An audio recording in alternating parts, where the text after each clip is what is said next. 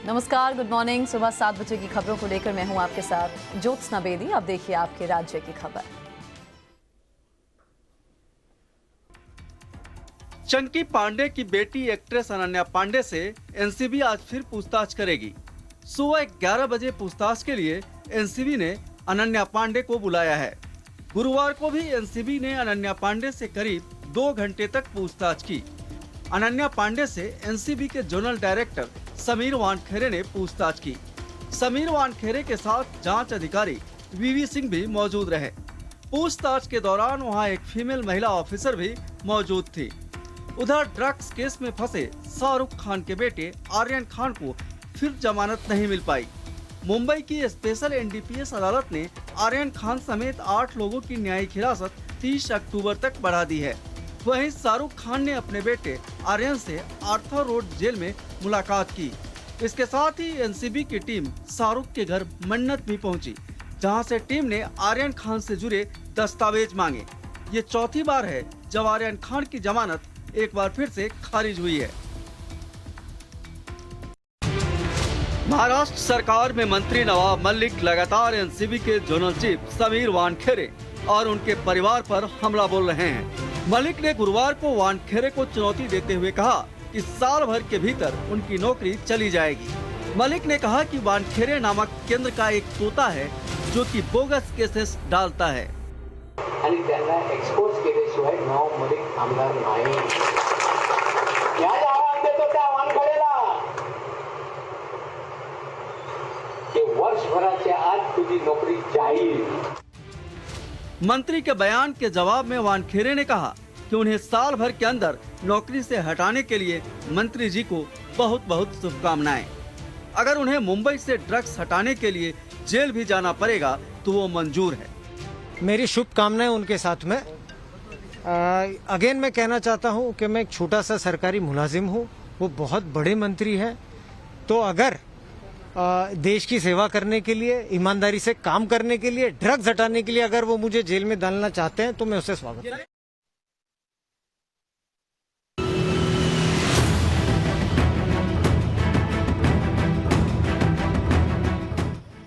श्रीनगर के चनापोरा इलाके में सेना और आतंकियों के बीच मुठभेड़ जारी है। सेना सूत्रों से मिली जानकारी के मुताबिक 1-2 आतंकी अभी भी इलाके में छिपे हुए हैं। सेना के ज्वाइंट फोर्सेस ने इलाके को चारों तरफ से घेर लिया है। उधर पुंछ में सेना का ऑपरेशन 12वें दिन भी जारी रहा। सेना ने जंगल के इलाके से एक आईईडी बरामद किया। जम्मू कश्मीर में आतंक और आतंकियों के खिलाफ सुरक्षा बलों का ऑपरेशन ऑल आउट जारी है।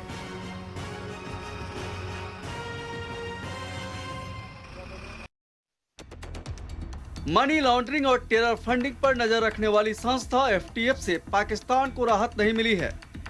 एफटीएफ ने पाकिस्तान को ग्रे लिस्ट में बरकरार रखा है।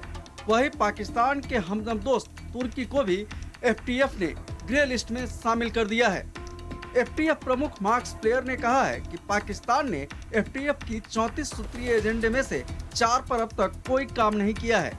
पाकिस्तान जून 2018 से एफएटीएफ की ग्रे लिस्ट में है। पाकिस्तान की अर्थव्यवस्था दिवालियापन की कगार पे है और ग्रे लिस्ट में रखे जाने पर उसकी इकोनॉमी को और नुकसान होगा। इसकी वजह से इंटरनेशनल मॉनिटरिंग फंड, विश्व बैंक और यूरोपीय संघ से उसे आर्थिक मदद मिलना मुश्किल होगा। इस वजह से आईएमएफ, वर्ल्ड बैंक और यूरोपीय यूनियन से उसे आर्थिक मदद मिलना काफी मुश्किल होगा। अरुणाचल प्रदेश के नूरानांग में चीन बॉर्डर पर बन रही सेला सुरंग लगभग बनकर तैयार है। एलएसी पर सैनिकों और हथियारों की आवाजाही अब काफी आसानी से होगी। तवांग होकर चीन सीमा की दूरी 10 किलोमीटर कम हो जाएगी। सेला सुरंग परियोजना में 2 सुरंग है। एक सुरंग 980 मीटर और दूसरी 1555 मीटर की है। पूरे साल तवांग देश के दूसरे हिस्सों से अब जुड़ा रहेगा। 700 करोड़ रुपए की लागत से 13,000 फुट से अधिक ऊंचाई पर बनने वाली दुनिया की सबसे लंबी 2 लेन की ये सुरंग है। सुरंग का निर्माण 1 अप्रैल 2019 से शुरू हुआ था, जिसमें पहला विस्फोट 31 अक्टूबर 2019 को हुआ था। कोरोना काल में प्रतिबंधों और प्रतिकूल मौसम की स्थिति के बावजूद परियोजना निर्धारित समय में कंप्लीट हो रहा है। सुरंग तवांग में पर्यटकों को आकर्षित करेगी। इसके साथ ही सामाजिक आर्थिक विकास में भी यह अहम भूमिका निभाएगी।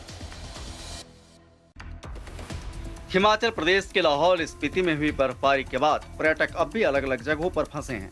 पर्यटकों की खोज के लिए गुरुवार को सेना ने चंद्रा घाटी, बातल, छोटा दर्रा जगहों में हवाई सर्वेक्षण किया।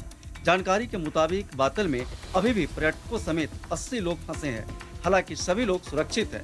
इन लोगों के लिए खाने पीने की व्यवस्था की गई है। शासन प्रशासन की कोशिश है कि जल्दी से जल्दी इन लोगों को सुरक्षित बाहर निकाला जाए।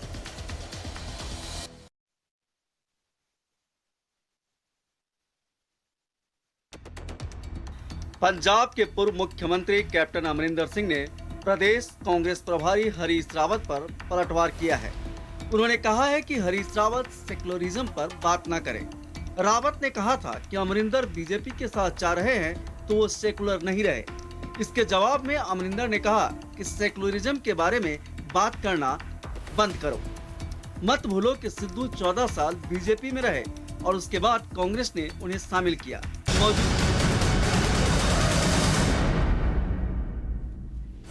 और इस बीच बड़ी खबर यह है कि प्रधानमंत्री नरेंद्र मोदी आज देश को संबोधित करने वाले हैं। तो राष्ट्र के नाम प्रधानमंत्री का संबोधन होगा। समय सुबह 10 बजे का। सुबह 10 बजे प्रधानमंत्री नरेंद्र मोदी देश को संबोधित करेंगे। ये ट्वीट कर जानकारी दी गई है। पीएम नरेंद्र मोदी देश को आज सुबह 10 बजे संबोधित करेंगे। कल जब 100 करोड़ का टीकाकरण हमने कर लिया था, ये आंकड़ा हमने छू लिया था, तो प्रधानमंत्री ने तब भी ट्वीट कर कहा था कि भारत ने इतिहास रच दिया है। हम भारतीय विज्ञान, उद्यम और 130 करोड़ भारतीयों की सामूहिक भावना की विजय देख रहे हैं। रविकांत राय इस समय मेरे साथ मौजूद है। रविकांत, अब 10 बजे का इंतजार जब राष्ट्र के नाम संबोधित करेंगे प्रधानमंत्री नरेंद्र मोदी। बिल्कुल ज्योत्सना, खुद प्राइम मिनिस्टर ऑफिस ने ये ट्वीट करके इस बात की जानकारी दी है कि प्रधानमंत्री नरेंद्र मोदी आज सुबह 10 बजे राष्ट्र को संबोधित करने वाले हैं। और जब भी प्रधानमंत्री इस तरीके का कोई मैसेज देते हैं, कुछ इंपॉर्टेंट बातें वो राष्ट्र के साथ शेयर करते हैं। कल ही हमने देखा कि 100 करोड़ का आंकड़ा जो है वो भारत ने पूरा किया है। कोरोना के खिलाफ जो हमारी जंग है उसमें एक माइलस्टोन को हासिल किया है।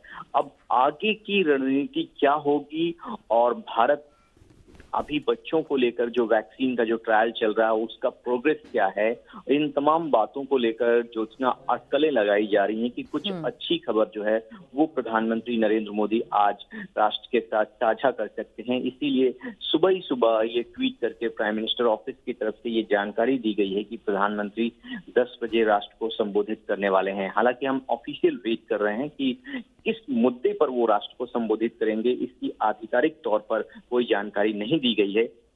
लेकिन अटकलें यही लगाई जा रही हैं कि प्रधानमंत्री जब भी इस तरीके का कोई मैसेज करते हैं, कोई जानकारी देते हैं, तो कुछ इंपॉर्टेंट चीजें जो है वो राष्ट्र के साथ साझा करते हैं और वो एक मैसेज होता है देश के लिए। तो बस हमें इंतजार है, थोड़ी देर बाद हमें चीजें पता चलेंगी कि किस बात को लेकर ये संबोधन आज सुबह 10 बजे होने जा रहा है। बिल्कुल, तो ट्वीट हम आपको दिखा रहे हैं। PM Narendra Modi will address the nation eight 10 AM today. ये ट्वीट अभी पीएमओ की तरफ से किया गया है और 10 बजे का इंतजार है जब प्रधानमंत्री का राष्ट्र के नाम संबोधन होगा। कल प्रधानमंत्री ने कहा कि 100 करोड़ टीकाकरण पार करने पर भारत को मैं बधाई देता हूं। हमारे डॉक्टर्स, नर्सेज और इस उपलब्धि को हासिल करने के लिए काम करने वाले सभी लोगों का प्रधानमंत्री ने आभार जताया था। अब आज प्रधानमंत्री क्या कहेंगे, जिस तरह रविकांत भी कह रहे हैं कि अटकलें लगाई जा रही हैं कि हो सकता है कल जो हमने एक बड़ी उपलब्धि हासिल की है इसको भी प्रधानमंत्री अपने इस संबोधन में छुएं और इसके अतिरिक्त और भी बहुत सी ज़रूरी बातों का जिक्र प्रधानमंत्री कर सकते हैं हर बार की तरह।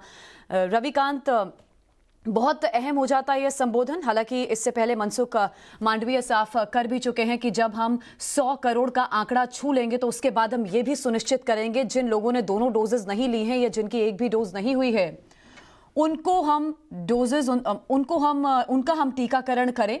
मतलब साफ जिस तरह भी आप भी कह रहे थे कि आगे का अब क्या लक्ष्य है, सरकार की क्या रणनीति है, इसका जिक्र प्रधानमंत्री कर सकते हैं। बिल्कुल ज्योत्सना, आपने ठीक कहा, क्योंकि कल प्रधानमंत्री जब आरएमएल हॉस्पिटल पहुंचे थे तो उनकी मुलाकात एक ऐसे व्यक्ति से हुई जो अभी अपना पहला डोज ले रहा था। उन्होंने उससे पूछा कि आखिरकार अब तक आपने 70 करोड़ लोगों ने सिंगल डोज ले ली, आपने अभी तक वैक्सीन क्यों नहीं ली। इस बात को लेकर उन्होंने चिंता भी जताई। बहुत सारी भ्रांतियां थी, लेकिन अभी भी एक बड़ा वर्ग जो है वो वैक्सीनेटेड नहीं है। प्रधानमंत्री की ये अपील होगी, भारत सरकार की ये अपील है कि जिन लोगों ने अभी तक वैक्सीनेशन में हिस्सा नहीं लिया है वो वैक्सीन लगवाएं आगे आकर। इसके साथ ही कुछ महत्वपूर्ण अनाउंसमेंट जब होते हैं तब इस तरीके का मैसेज जो है वो प्राइम मिनिस्टर ऑफिस की तरफ से दिया जाता है। हो सकता है कि कुछ अच्छी जानकारी, इंपॉर्टेंट जानकारी जब साझा करनी होती है राष्ट्र के साथ, तब प्रधानमंत्री राष्ट्र को एड्रेस करते हैं। अभी बच्चों के वैक्सीन को लेकर ट्रायल को जो मंजूरी दी गई है उसका प्रोग्रेस क्या है, उनको लेकर वैक्सीन कब तक आ सकती है और आने वाले दिनों में जो सरकार है वो क्या कुछ करने जा रही है, उसका पूरा रोड मैप जो है वो राष्ट्र के सामने रख सकते हैं। तो सुबह 10 बजे का समय है, 7:11 हो रहे हैं। सुबह 10 बजे प्रधानमंत्री नरेंद्र मोदी राष्ट्र के नाम संबोधित करेंगे। हमने इससे पहले देखा था रविकांत राय, मेगा वैक्सीनेशन ड्राइव जिस तरह सरकार की तरफ से चलाई गई थी, जिसमें सबने बढ़ चढ़कर हिस्सा लिया था। वैज्ञानिकों का अपना रोल रहा था, फ्रंटलाइन वर्कर्स का अपना रोल रहा था, साथ में जनता का भी सहयोग मिला था, तभी ये आंकड़ा हम इतने कम समय में छू पाए हैं। लेकिन विपक्ष ने बहुत भ्रम फैलाने की कोशिश की थी। और हमने रविकांत, अगर हम अभी भी ट्विटर पर जाएं, ट्वीट्स अगर देखें कुछ कांग्रेस पार्टी के नेताओं के, दूसरी पार्टी के नेताओं के, कल जब हमने 100 करोड़ का वैक्सीनेशन का आंकड़ा छू लिया था, उसके बाद भी कई इस तरह के ट्वीट्स आ रहे थे जो अभी भी इन तमाम चीजों की मुखालफत कर रहे थे। बिल्कुल ज्योत्सना, प्रधानमंत्री ने इसका भी जवाब दिया और कल कैबिनेट की प्रेस कॉन्फ्रेंस हुई जिसे हमने अटेंड किया। कैबिनेट में ये बताया गया कि जब पहली बार हमने वैक्सीनेशन को लेकर जानकारी दी, लोग कह रहे थे कि इतनी बड़ी आबादी है, वैक्सीन कहाँ है, कहाँ से वैक्सीन आएगी, इतने लोगों को हम कैसे वैक्सीनेट करेंगे। तो ये बहुत बड़े सवाल थे जो विपक्ष के द्वारा उठाए गए। विपक्ष ने ये भी कहा कि वैक्सीन लगाने से कुछ नहीं होगा। बहुत सारे नेताओं ने वैक्सीन को लेकर भ्रम भी फैलाया। तो इस बात को लेकर कल जब 100 करोड़ का आंकड़ा राष्ट्र ने पार कर लिया, सरकार की तरफ से ये जानकारी दी गई कि यही जवाब है विपक्ष को कि भारत की ताकत क्या है, भारत की जो वैज्ञानिक हैं, भारत के जो लोग हैं, वो एक साथ मिलकर क्या कुछ कर सकते हैं। ये जब हम 100 करोड़ का आंकड़ा पार करते हैं तो ये विपक्ष को जवाब हुए। लेकिन ज्योत्सना, हर बार हमने देखा है कि प्राइम मिनिस्टर जो है एक वो सरप्राइज एलिमेंट देते हैं जब भी वो राष्ट्र को एड्रेस करते हैं। जो अटकलें लगाई जाती हैं उससे इतर कोई और भी महत्वपूर्ण बात होती है जो प्रधानमंत्री राष्ट्र को साझा करते हैं और वो ठीक उसी वक्त पता चलती है जब प्रधानमंत्री लोगों को एड्रेस करते हैं। तो हो सकता है कि आज भी जब सुबह प्रधानमंत्री नरेंद्र मोदी एड्रेस करें तो कोई सरप्राइज एलिमेंट जरूर हो। लेकिन जहां तक हमारी जानकारी है, कल भारत ने 100 करोड़ का आंकड़ा पार किया है कोविड वैक्सीनेशन को लेकर। इस बात के मद्देनजर जो आज सुबह 10 बजे प्रधानमंत्री एड्रेस करने जा रहे हैं, इस बात का जिक्र जरूर उसमें होगा। कुछ और भी एलिमेंट हो सकते हैं जिनके बारे में अभी हमें पता करना है, उसकी जानकारी आने वाली है। हम लगातार प्रयास कर रहे हैं इसके बारे में। मतलब कोई बड़े ऐलान भी संभव है रविकांत?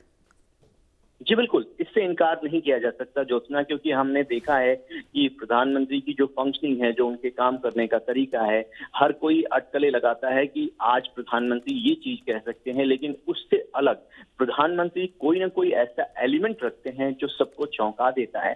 तो हो सकता है आज जब 10 बजे सुबह मॉर्निंग में वो संबोधित करें तो कोई ऐसा एलिमेंट जरूर हो जो हमारी जानकारी में अभी नहीं है। लेकिन हम प्रयास कर रहे हैं ये जानने का कि आखिरकार जब सुबह 10 बजे एड्रेस करते हैं तो उसमें कौन कौन से मुद्दों को प्रधानमंत्री टच करने वाले हैं। ठीक है रविकांत, आप नजर रखिएगा, हम वापस आपके पास लौटेंगे। तो आज राष्ट्र को संबोधित करना है प्रधानमंत्री नरेंद्र मोदी को। सुबह 10 बजे का समय है, प्रधानमंत्री संबोधित करेंगे और प्रधानमंत्री नरेंद्र मोदी का संबोधन सबसे पहले आप अपने चैनल टाइम्स नाउ नवभारत पर देख पाएंगे, सुन पाएंगे। तो सुबह 10 बजे का समय है जब पीएम का संबोधन होगा। कल ही हमने एक बड़ी उपलब्धि हासिल की है और उसका जिक्र आज प्रधानमंत्री अपने संबोधन में बिल्कुल कर सकते हैं। अमित कुमार भी मेरे सहयोगी इस समय मेरे साथ जुड़ गए। अमित, आपके पास क्या खबर है, क्या अहम बातों का जिक्र हो सकता है प्रधानमंत्री के आज के संबोधन में? देखिए, निश्चित तौर पर कल एक बहुत बड़ी उपलब्धि हुई है। कल एक इतिहास रचा गया है जिस तरह से 100 करोड़ का जो वैक्सीनेशन का गोल को पूरा किया गया है। और पिछले दिनों से जो चुनौती के तौर पर देखा जा रहा है कि वैक्सीनेशन को कैसे कंप्लीट करेंगे, इतनी मुश्किलें आई हैं। कई ऐसे इलाके हैं जो कि पहाड़ी इलाके हैं और उन इलाकों में, दुर्गम इलाकों में किस तरह से चीजों को पूरा किया गया है।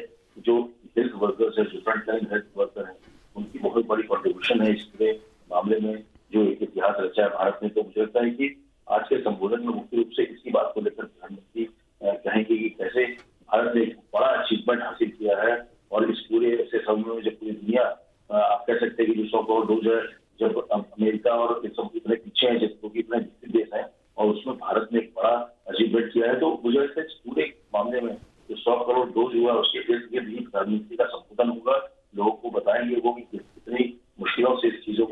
गया है और कैसे आगे जो चुनौतियां हैं उसको आगे बढ़ेंगे। और निश्चित तौर पर एक बड़ी बातें हुई है, बड़ी चीजें हुई है, दुनिया में बहुत बड़ा मैसेज गया है, उसी को मुझे लगता है कि देश के लोगों के सामने प्रधानमंत्री रखेंगे कैसे भारत ने इतनी बड़ी जो उपलब्धि हासिल की है उसमें कितने बड़े लोगों का योगदान है।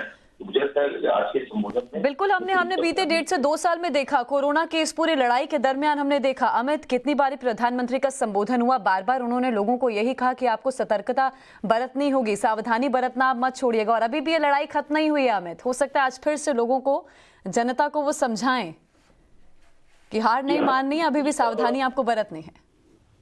जी हाँ, जिस स्टेज पर आज हम हैं, जब लग रहा है कि थर्ड जो वेव की बात थी वो कहीं दिख नहीं रहा है, ऐसे में बहुत जरूरी है कि हम कैसे सतर्क रहें कि हमारी गलतियों की वजह से कभी भी थर्ड वेव आ सकता है। फेस्टिवल का माहौल है, लोग घर से बाहर हैं, बाजारों में हैं, भीड़ है, तो बार बार प्रधानमंत्री यही कह रहे हैं कि तमाम जो दिख रहा है कि सामने खतरा था, भले वो कम नजर आए, लेकिन इसके लिए जरूरी है कि हम कैसे सतर्क रहें, हम कैसे उस चीज को अवॉइड करें। उसके लिए जरूरी है, प्रधानमंत्री ने शुरू से अगर आपको देखा हो तो थाली से लेकर अब लगातार जब देश को संबोधित किया तो बार बार ये समझाए हैं कि लोगों को अपनी तरफ से मास्क पहनना है, भले चीजें उस तरह से माहौल बिगड़ी नहीं है, लेकिन लोग जो एक केयरलेस वाली जो चीजें आ रही है लोगों में कि हर तरफ आप देखते हैं जो बिना मास्क के लोग घूम रहे हैं, तो मुझे लगता है प्रधानमंत्री पर फिर कहने की वक्त कभी ऐसा नहीं है कि आप अभी से इस तरह से सतर्कता को छोड़ दें। तो आप अपने तरफ से सतर्क रहें, भले ही थर्ड वेव में नया वेरिएंट नहीं नजर आ रहा हो, लेकिन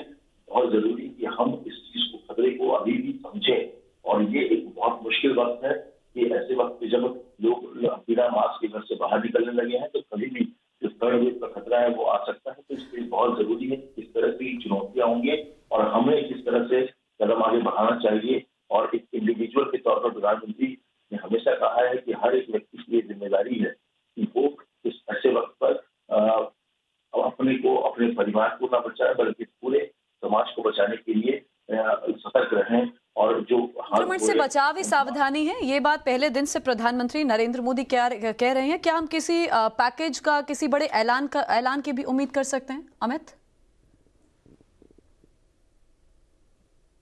जो है वो प्रधानमंत्री ये कर सकते हैं कि हाँ, कि किस तरह की बातें होंगी, लेकिन जो भी होगी मुझे लगता है 100 करोड़ डोज और कोविड के आसपास ही होगी। लोगों के लिए मैसेज होगा कि इतनी बड़ी जो उपलब्धि हमने हासिल की है उसको व्यर्थ न जाने दिया जाए, क्योंकि एक छोटी सी हमारी गलती जो है इतनी बड़ी कोशिश, इतनी बड़ी मुहिम की हवा निकाल सकती है। तो ऐसे में जरूरी है सरकार के स्तर पे जो प्रयास हुए हैं, तो उसमें जो इंडिविजुअल व्यक्तियों का प्रयास है, जो हम लोगों का प्रयास है, जो समाज के लिए हम लोग, वो बहुत ज्यादा जरूरी है। और इस बीच जब प्रधानमंत्री ने संबोधित किया है तब आगे की रणनीति के बारे में भी प्रधानमंत्री जनता के साथ आगे की रणनीति क्या लक्ष्य है उसे साझा करते रहे हैं। अब आज का संबोधन भी बहुत महत्वपूर्ण है। सबसे पहले टाइम्स नाउ नव भारत पर आप जुड़िए और प्रधानमंत्री के संबोधन को सुनिए। अमित, बहुत शुक्रिया हमारे साथ जुड़ने के लिए। वहीं श्रीनगर के चनापुरा इलाके में सेना और आतंकियों के बीच एनकाउंटर की खबर है। सेना सूत्रों से जो जानकारी मिली है वो ये कि 1-2 आतंकी अभी भी इलाके में छिपे हुए हैं। सेना के जॉइंट फोर्सेस ने इलाके को चारों तरफ से घेरा हुआ है। 1 से 2 आतंकियों के छिपे होने की खबर है मुठभेड़ की। सेना और आतंकियों के बीच लगातार मुठभेड़ जारी है। श्रीनगर के चनापुरा इलाके से खबर है। पूरे इलाके को देश के जवानों ने, सुरक्षा बलों ने कॉर्डन ऑफ किया हुआ है। 2 आतंकी अभी भी इलाके में छिपे हुए हैं, ये सूचना है सेना के पास। और सेना का ये पूरा जॉइंट ऑपरेशन है। जॉइंट फोर्सेस ने इलाकों को चारों तरफ से घेरा हुआ है, उन जगहों को जहां से सूचना सुरक्षा बलों के हाथ लगी है कि अभी भी 1 से 2 आतंकी छिपे हुए हैं। तो भारतीय सेना लगातार देश के दुश्मनों की तलाश कर रही है और घाटी में हम देख रहे हैं ऑपरेशन ऑल आउट के तहत आतंकियों का सफाया हो रहा है। हालांकि हमारे जवान भी शहीद हो रहे हैं, लेकिन जो मोडस ऑपरेंडी बदला है आतंकियों ने, पाकिस्तान ने आम लोगों पर अब निशाना साधना शुरू कर दिया है, आम लोगों पर हमला बोलना शुरू कर दिया है। लगातार हम बीते कम से कम 1 महीने से इस तरह की तस्वीर देख रहे हैं जो घाटी में रहने वाले लोगों की चिंता को बढ़ा रही हैं और डर का एक माहौल पैदा कर रही हैं। तो अभी जो खबर है वो चनापुरा इलाके से है। श्रीनगर के चनापुरा में एनकाउंटर जारी है। कल से श्रीनगर में एनकाउंटर जारी है सुरक्षा बलों और आतंकियों के बीच में। 1 से 2 आतंकी अभी भी छिपे हुए हैं।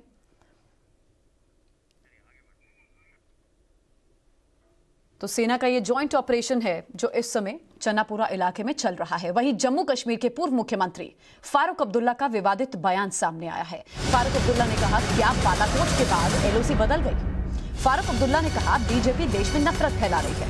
उन्होंने कहा यूपी चुनाव जीतने के लिए भारतीय जनता पार्टी नफरत फैला रही है। फारूक अब्दुल्ला अपनी राजनीति कर रहे हैं। जम्मू कश्मीर के पूर्व मुख्यमंत्री हैं। यूपी चुनाव जीतने के लिए बीजेपी नफरत फैलाने की कोशिश कर रही है, ये कहना है फारूक अब्दुल्ला का। पिछला इलेक्शन भी जीता गया। बालाकोट बालाकोट बालाकोट, क्या लाइन बदल गई? क्या हमने कोई हिस्सा हिंदू पाकिस्तान से वापस लिया? वो लाइन तो वहीं पर खड़ी है। अपना ही जहाज वहां गिराया तो क्या मिला? हाँ, बीजेपी की हुकूमत आई। आज भी यही कर रहा है। आज भी यूपी को जीतने के लिए ये लोग नफरत फैला रहे हैं और आपके जम्मू में कर रहे हैं। अनन्या पांडे की आज भी एनसीबी के सामने पेशी होनी है। सुबह 11 बजे अनन्या को पेश होना होगा। कल एनसीबी ने अनन्या पांडे से 2 घंटे पूछताछ की थी। क्रूज ड्रग्स केस में एनसीबी अनन्या पांडे से पूछताछ कर रही है। अनन्या पांडे आरोपी नहीं है, लेकिन कुछ ऐसे तार जुड़ते हुए सामने आए थे एनसीबी के अधिकारियों के सामने, जिस बिना पर अनन्या पांडे से कल भी पूछताछ हुई है। क्रूज ड्रग्स केस जिसमें एनसीबी के सवाल जवाब आज भी अनन्या से होंगे। 11 बजे का समय जब अनन्या पांडे को एक बार फिर से एनसीबी दफ्तर पेश होना होगा। एनसीबी ने कल 2 घंटे पूछताछ की थी। क्रूज ड्रग्स मामले में पूछताछें चल रही है।